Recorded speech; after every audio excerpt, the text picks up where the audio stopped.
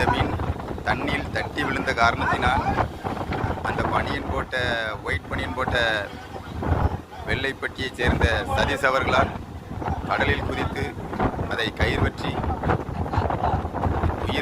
உயிர் என்றால் பயமறியா மீனவன் என்று சாதனையை காட்டியுள்ளார்.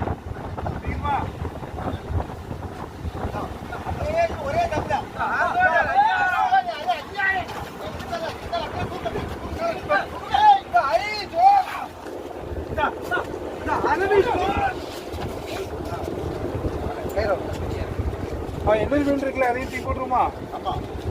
அதையும் தூக்கி இந்த பக்கம் வச்சிருவோம்.